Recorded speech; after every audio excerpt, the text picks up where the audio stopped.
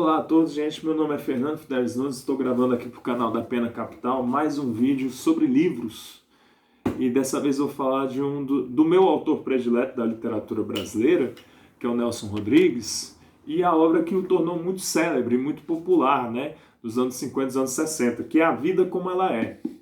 Esse livro aqui tem diversas edições dele. Essa é uma edição, na minha opinião, mais bonita, que é da Livraria Cultura, numa parceria que eles fizeram com a Nova Fronteira, que o próprio autor, no início dos anos 60, ele reuniu as 100 principais histórias da vida como ela é, o próprio Nelson Rodrigues, e as colocou em um único livro.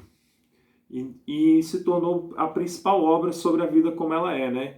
A principal coletânea de histórias. Existem outras, como por exemplo, essa aqui da editora Agir, Não Tenho Culpa que a Vida Seja Como Ela É, que é uma edição muito boa, em que tem uma... O que marca mais essa edição, na minha opinião, melhor crônica é a crônica título. Daqui a pouco a gente vai falar sobre ela, que o próprio Nelson Rodrigues fala da gênese, né, da criação e dos efeitos que ele viu no público, nos leitores e leitoras da vida como ela é. Tem essa edição aqui que é extremamente polêmica, pelo título, né? Elas gostam de apanhar, que depois a gente vai discutir. É uma fixação do Nelson Rodrigues, isso, gente. Personagens femininas que gostam de apanhar. Isso é uma fixação dele. Ele tem até uma frase, que é muito canalha na minha opinião, e eu não concordo, que não são todas as mulheres que gostam de apanhar, só as normais. Então são um conjunto de histórias bem pesadas, assim, e que nos colocam frente a frente com vários dilemas morais da nossa sociedade, né? E resultou em 1996 na adaptação para a televisão. Já houve outras adaptações, tanto no teatro e no rádio, mas a adaptação mais conhecida foi essa que virou, eu tenho aqui o DVD dela, né, em 2 volumes, são 40 episódios da TV Globo, A Vida Como Ela É, passava domingo à noite no Fantástico, depois teve algumas reprises, né? E A Vida Como Ela É foi um sucesso absoluto de público, né? Tinha um elenco muito bom, várias participações aí da Maite Proença de maneira marcante, né? Marcos Palmeira e um elenco da Rede Globo. Provavelmente foi uma das melhores adaptações da história da televisão brasileira para obras literárias. Eu realmente não conheço nenhuma outra adaptação que tenha dado tão certo, tanto em relação ao sucesso com o público, quanto à qualidade da adaptação mesmo. Muitas pessoas consideram a melhor adaptação mesmo, né? Vamos lá, como é que Nelson Rodrigues começou a escrever A Vida Como Ela É? Ele foi chamado para trabalhar no jornal Última Hora, e aí o editor-chefe da Última Hora, se eu não me engano se fala assim, Samuel Weiner, ele sentou com o Nelson Rodrigues e falou para ele que queria uma crônica que desse ao episódio policial, às tragédias cotidianas, a sua verdadeira expansão, ou seja, de que maneira qual é a repercussão de uma tragédia no cotidiano? É só fazer uma nota fria de jornal, tirar dela toda a sua dramaticidade? A gente vê isso nos jornais de hoje em dia. As grandes tragédias, às vezes, aparecem em notas curtíssimas, de um parágrafo. E tem toda uma dramaticidade, um conjunto de valores, coisas que acabaram decepcionando as pessoas, né? Do dia para a noite. Então, são crônicas que vão tratar desse ponto com muita seriedade. Ele vai conseguir pegar esses dramas da vida cotidiana, já estava desde o acordo com ele inicial. E aí ele escreveu, segundo o Rui Castro, né, que escreveu a biografia do Nelson Rodrigues chamada Anjo Pornográfico, ele escreveu cerca de 2.000 histórias de A Vida Como Ela É. Como cada história de A Vida Como Ela É tinha cerca de 5 laudas, 5 páginas, dá um total de 10.000 páginas. Até hoje, a família do Nelson Rodrigues não organizou para o grande público a obra completa de A Vida Como Ela É. Não temos acesso à obra completa.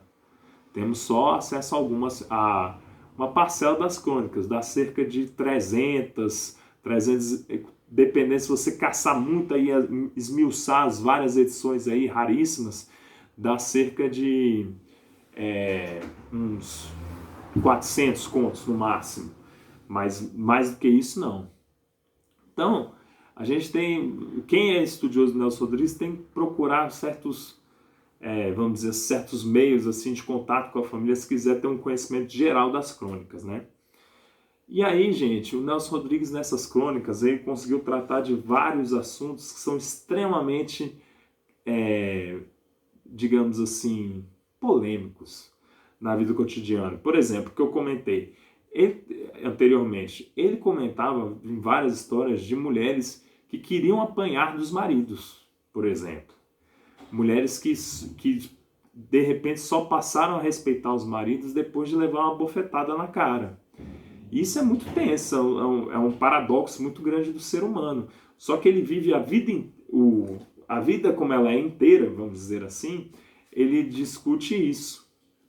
E aqui eu separei alguns temas, né, os clichês dele, olha os temas dele, que são justamente os éticos, as questões éticas, a violência contra a mulher, a traição, a insatisfação com o casamento. Olha, com o Nelson Rodrigues, traição e insatisfação com o casamento começam a se desenhar 2 semanas depois da lua de mel. Então ele coloca isso de uma maneira muito clara, de uma maneira muito até vulgar em alguns momentos. São personagens que são infiéis, absolutamente fiéis, e que não tem pudor de ficar com a irmã, com a cunhada, no caso, de algumas crônicas, ou com o cunhado, com um amigo ou amiga do esposo ou da esposa. Então é uma situação muito tensa, né? Ele tem também as cartas anônimas. As cartas anônimas do Nelson Rodrigues são um capítulo à parte, né? Porque vocês imaginam o seguinte: hoje a gente não existe mais esse hábito de uma pessoa receber uma carta anônima, né? Mas até os anos 50 e nos anos 60 era muito comum as pessoas receberem uma carta anônima e, com base nessa carta anônima, descobrirem algum segredo da pessoa amada, do seu esposo ou esposa, né? Principalmente da traição, né? Tem até uma crônica em que eles, dentro das 100 melhores crônicas, em que o personagem pergunta para o amigo: essa questão de carta anônima, você acha que pode ser, tem fundamento e tal? E fala: não, só a carta anônima que temos a verdade, né? Que por trás disso há uma discussão, né? Que a pessoa, às vezes, não consegue, por questões éticas, morais, também do cotidiano, falar a verdade dos fatos, mostrar a cara e falar: eu estou te falando que você está sendo traída ou traído. Então, é muito tenso essa questão das cartas anônimas, né? Quem que mandou a carta anônima, né? Provavelmente são vizinhos e vizinhas, né? E aqui tem outro tema muito importante, são os assassinatos e suicídios. Os assassinatos e suicídios do Nelson Rodrigues são coisas absolutamente rotineiras, né? Eu brinco até que se a gente pegar aqui a vida como ela é e apertar, até desce um pouco de sangue, né? Porque é morte o tempo todo, né? Mas ele entrelaça isso no enredo de uma maneira muito inteligente, né? Por exemplo, o que acontece com um homem que descobre que está sendo traído cuja mulher, né? Um homem cuja mulher o trai com, digamos assim, com o primeiro que senta ao lado dela no ônibus. O que acontece? O que é que esse homem fará? Como esse homem se sente? Aí que está a inovação dele, né? Se descobre que há uma traição. Até aí é um clichê clássico, né, da literatura. Se vocês pegarem os contos do Machado de Assis, pegar qualquer escritor aí da história da humanidade, a traição sempre foi um tema para muito debate. Agora, o que fazer depois da descoberta da traição, que é o ponto-chave em que o Nelson Rodrigues se destaca? Pode ter gente que aceita a traição. Por exemplo, a esposa aceita a traição e acha até bom. Como também, às vezes, o esposo descobre que está sendo traído e faz questão de ser traído porque, a partir do momento que a mulher começou a trair, passou a tratar melhor. E aí começam os clichês do Nelson Rodrigues. Também em relação a dentro da própria traição, né? Que a mulher que trata bem o marido, na verdade, é que está traindo. A mulher que trata mal o marido, na verdade, seria a mais honesta das mulheres. Então isso são algumas discussões que ele tem dentro da obra dele, né? E tem alguns clichês de expressões. A principal delas é batata. É batata tal coisa. Então, vocês vão achar pelo menos umas 50 crônicas, né, a expressão batata. É batata. Batata mesmo, batatíssima. Várias vezes os personagens vão falar isso, né? E tem os nomes clássicos, né? Teresa, Glória, Godofredo, Menezes. São personagens assim, não são os mesmos personagens, né? Mas os nomes são muito recorrentes, né? Ele tem uma teoria até sobre os nomes que em alguns momentos, em algumas crônicas, não da vida como ela é, necessariamente, mas em crônicas dele, que ele comenta que o nome diz muito sobre a pessoa. E é curioso que o personagem Godofredo costuma ser um personagem para situações cômicas. Ele coloca o Godofredo em situações extremamente cômicas e tensas, assim, que é para fazer piada em cima de um Godofredo, né? E ele, né, escrevendo todas essas histórias, né, no contexto dele de produção, era um contexto extremamente complicado. Porque ele tinha que escrever, como eu falei anteriormente, ele escreveu 2.000 histórias. E ele as escreveu, boa parte delas, na redação do jornal. Esse, para mim, é o mais impressionante. Porque o barulho de redação de jornal é infernal. Nossa Senhora, como é que pode o camarada, dentro da redação do jornal, conseguir escrever 5 páginas no mesmo turno, assim. Ele sentava e escrevia, fazia as histórias, às vezes perguntava para os colegas o nome de personagem e tal, e fazia fez, como eu falei, 2.000 histórias nessa pegada, né?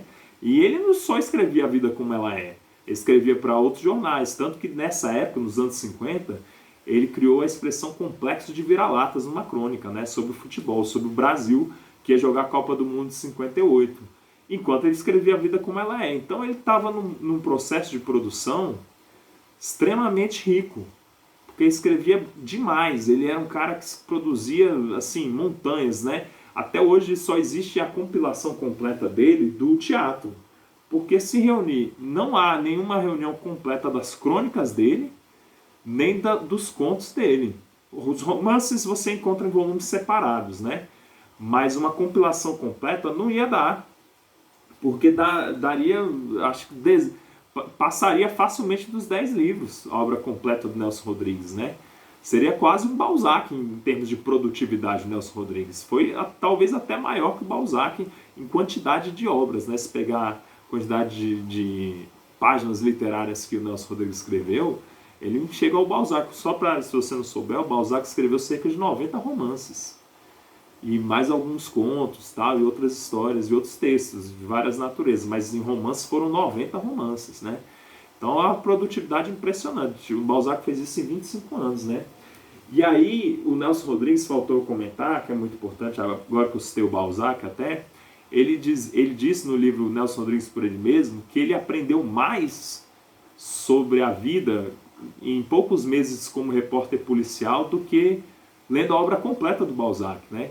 Então ele pegou muito da experiência dele, que tinha sido jornalista policial, para escrever as histórias da vida como ela é, sem dar nenhuma, ele não dava muitas especificações, né? Às vezes falava o bairro, mas a rua nunca.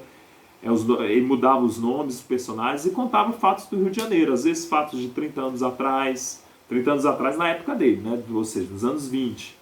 Às vezes fatos que tinham acabado de acontecer. Para ele era indiferente assim a data exata, não precisava ter acontecido na semana, né?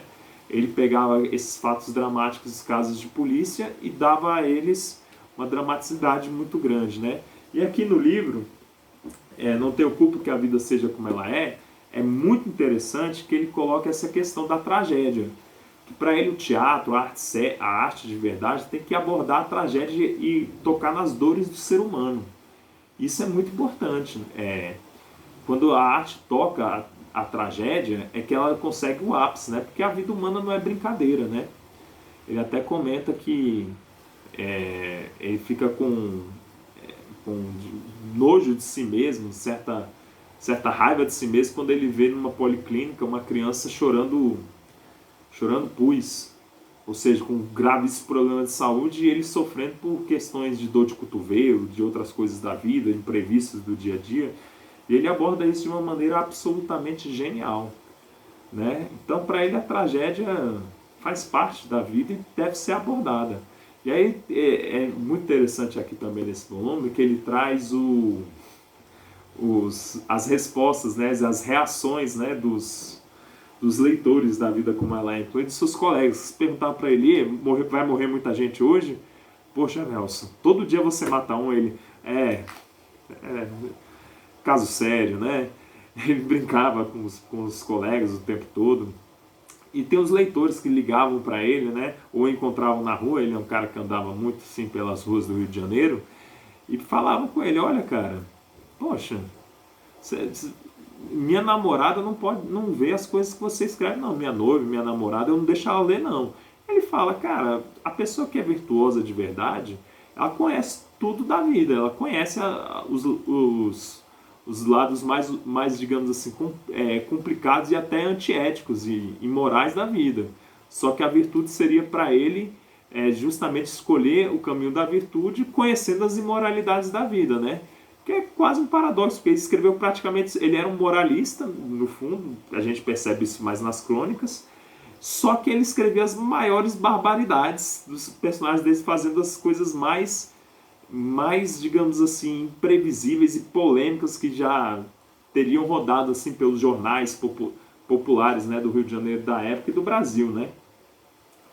E ele fala também da questão das próprias mulheres ficarem com raiva dele, que algumas mulheres ligavam para ele, Nelson, me explica um negócio, o senhor tem algo contra as mulheres? Ele, não, de maneira nenhuma. Pois é, as mulheres vivem fazendo o diabo nas suas crônicas e tal. Aí a pessoa batia o telefone na cara dele e tal, sem se convencer do que ele falava, porque às vezes ele falava, não, mas a vida é assim, as pessoas são assim, eu não tenho culpa, tanto que é o título, né? Eu não tenho culpa que a vida seja como ela é, a vida é assim, né? Então ele fez isso por cerca de 11 anos, né? De 51 até o início dos anos 60, então é muito tempo, né? Escrevendo, né? Se tornou um título extremamente popular, né? Entre as pessoas, principalmente do Rio de Janeiro da época, né? As principais histórias da vida como ela é, que estão no volume 100, que vocês acham facilmente, que eu vou recomendar para vocês, algumas viraram adaptações da TV, outras não, costumam ser numeradas as histórias, né? Às vezes o livro é dividido em 2 volumes, aí no volume 1 vai de 1 a 50, no volume 2 de 51 a 100. Vou falar aqui as histórias que eu recomendo que vocês leiam e vou falar também o número, né? 4, O Monstro. História número 5, A Dama do Lotação, essa virou clássica, é a principal história da vida como ela é. 8, Isto é Amor. 23, Cemitérios de Bonecas, uma história surpreendente. Anemia Perniciosa, que é a 27. O Fruto do Amor, que é 56. O Pediatra, que é 73. Covardia, 82. O Decote, 87. Casal de 391 e A Desconhecida 100. Então, são histórias que vão marcar, que eu espero que marquem muito vocês, né? Porque me marcaram bastante enquanto leitor, chamaram muito a minha atenção. E a principal vantagem, pela qual vale a pena ler a vida como ela é que assim, se você não enjoar das histórias, tem gente que reclama disso, que as histórias são repetidas, né? Se você gostar das histórias, você pode reler o livro e continuar se surpreendendo, porque é impossível você decorar os 100 finais das histórias. Só uma outra que você decora. Então o livro sempre vai ser novo, de certa maneira, né? Eu até hoje, e olha que eu tenho esse livro já faz muitos anos, né, gente? Até hoje, quando eu pego e vou ler a vida como ela é, assim, algumas histórias, eu me surpreendo, assim. E olha que são histórias que eu já li, né? São boas. A grande vantagem de ler o livro de contos também, segundo o próprio Machado de Assis fala, é que o conto é ruim. Se for ruim, você pula para outro conto ou fecha logo o livro. Essa é a vantagem do conto. E ele é ótimo para se divertir, né, gente? Bem, é isso. Então, minha recomendação de leitura, A Vida Como Ela É, do Nelson Rodrigues, que também foi um grande dramaturgo, né? Depois a gente vai falar mais dele aqui no canal, tá bom? Tchau para vocês, até mais, viu?